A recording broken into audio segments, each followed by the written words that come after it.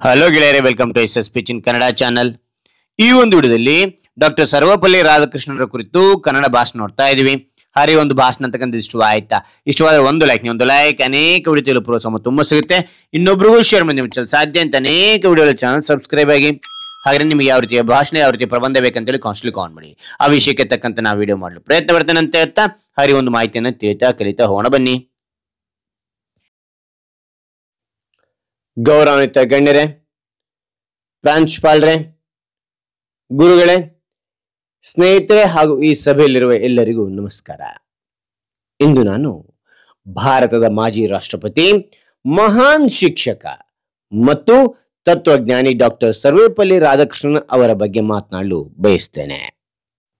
Doctor Sarvepalli Radhakrishnan ಅವರು September 5, 1888 ತಮಿಳುನಾಡಿನ ತಿರುತ್ತಣಿಯಲ್ಲಿ ಜನಿಸಿದರು. ಅವರು ಒಬ್ಬ ಬಡ ಕುಟುಂಬದಿಂದ ಬಂದವರಾದರೂ ತಮ್ಮ ಪ್ರತಿಭೆ ಮತ್ತು ಕಠಿಣ ಪರಿಶ್ರಮದಿಂದ ಶಿಕ್ಷಣ ಕ್ಷೇತ್ರದಲ್ಲಿ ಉನ್ನತ ಸ್ಥಾನವನ್ನು ಗಳಿಸಿದರು.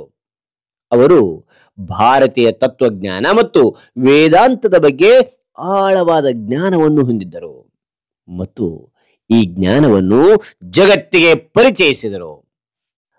ರಾಧಾಕೃಷ್ಣನ್ ಅವರು ಒಬ್ಬ ಅತ್ಯುತ್ತಮ ಶಿಕ್ಷಕರಾಗಿದ್ದು, ಅವರು ಮೈಸೂರು ವಿಶ್ವವಿದ್ಯಾಲಯ, ಕಲ್ಕತ್ತಾ ವಿಶ್ವವಿದ್ಯಾಲಯ ಮತ್ತು ಆಕ್ಸ್ಫರ್ಡ್ ವಿಶ್ವವಿದ್ಯಾಲಯದಂತಹ ಪ್ರತಿಷ್ಠಿತ ಸಂಸ್ಥೆಗಳಲ್ಲಿ ಉಪನ್ಯಾಸಕರಾಗಿ ಸೇವೆ ಸಲ್ಲಿಸಿದರು. ಅವರ ಉಪನ್ಯಾಸಗಳು ಎಷ್ಟು ಆಕರ್ಷಕವಾಗಿದ್ದವೆಂದರೆ ವಿದ್ಯಾರ್ಥಿಗಳು ಅವರನ್ನು ಗುರುವಾಗಿ ಗೌರವಿಸುತ್ತಿದ್ದರು. ಇದೇ ಕಾರಣಕ್ಕಾಗಿ ಅವರ ಜನ್ಮದಿನವಾದ ಸೆಪ್ಟೆಂಬರ್ 5 ಭಾರತದಲ್ಲಿ ಶಿಕ್ಷಕರ ದಿನವಾಗಿ ಆಚರಿಸಲಾಗುತ್ತದೆ. 1962 1967 ಡಾಕ್ಟರ್ ರಾಧಾಕೃಷ್ಣನ್ ಅವರು ಭಾರತದ ರಾಷ್ಟ್ರಪತಿಯಾಗಿ ಸೇವೆ ಸಲ್ಲಿಸಿದರು. ಈ ಅವಧಿಯಲ್ಲಿ ಅವರು ತಮ್ಮ ಸರಳತೆ, ಬುದ್ಧಿವಂತಿಕೆ ಮತ್ತು ದೇಶಭಕ್ತಿಯಿಂದ ಜನರ ಮನಸ್ಸನ್ನು ಗೆದ್ದರು.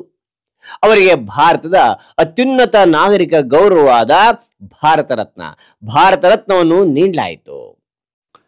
ಡಾಕ್ಟರ್ ರಾಧಾಕೃಷ್ಣನ್ ಅವರು ಹೇಳುತ್ತಿದ್ದರು, ಶಿಕ್ಷಣವು ಮನುಷ್ಯನ ಆತ್ಮವನ್ನು ಎಚ್ಚರಿಸುವ ಕೆಲಸವಾಗಿದೆ. ಅವರ ಈ ತತ್ವವು ಇಂದಿಗೂ ಶಿಕ್ಷಕರಿಗೆ ಮತ್ತು ವಿದ್ಯಾರ್ಥಿಗಳಿಗೆ ಸ್ಫೂರ್ತಿಯಾಗಿದೆ. ಕೊನೆಯದಾಗಿ ಡಾಕ್ಟರ್ ರಾಧಾಕೃಷ್ಣನ್ ಅವರ ಜೀವನವು ನಮಗೆ ಶಿಕ್ಷಣ, ಸರಳತೆ ಮತ್ತು ಸತ್ಯದ ಮೌಲ್ಯವನ್ನು ಕಲಿಸುತ್ತದೆ. ಅವರ ಆದರ್ಶಗಳನ್ನು ಅನುಸರಿಸಿ ನಾವು ಉತ್ತಮ ಸಮಾಜವನ್ನು ನಿರ್ಮಿಸಬೇಕು ಎಂದು ತಿಳಿಸುತ್ತಾ ನನ್ನ ಮಾತಿಗೆ ವಿರಾಮ ನೀಡುತ್ತೇನೆ. ರಾಧಾಕೃಷ್ಣನ್ ಅವರಿಗೆ ಜಯವಾಗಲಿ, ರಾಧಾಕೃಷ್ಣನ್ ಅವರಿಗೆ ಜಯವಾಗಲಿ, ಗುರು ಬಳಗಕ್ಕೆ ಜಯವಾಗಲಿ. ಜೈ ಹಿಂದ್, ಜೈ ಭಾರತ್ ಮಾತೆ. ಹಾಗಾದ್ರೆ ಈ ಒಂದು ಭಾಷಣ ಅಂತಕ್ಕಂಥ ಇಷ್ಟವಾದ್ರೆ ಒಂದು ಲೈಕ್ ಅನೇಕ ವಿಡಿಯೋ ಪ್ರೋತ್ಸಾಹ ತುಂಬಾ ಸಿಗುತ್ತೆ. ಇನ್ನೊಬ್ಬರು ಶೇರ್ ಮಾಡಿ ಸಾಧ್ಯ ಇಂಥ ಅನೇಕ ವಿಡಿಯೋ ಚಾನಲ್ ಸಬ್ಸ್ಕ್ರೈಬ್ ಆಗಿ. ಮತ್ತೊಂದು ಹೊಸ ವಿಷಯದೊಂದಿಗೆ ಮತ್ತೊಂದು ಹೊಸ ವಿಡಿಯೋ ಭೇಟಿ ಆಗ್ತಾನೆ. Thank you for watching. Bye.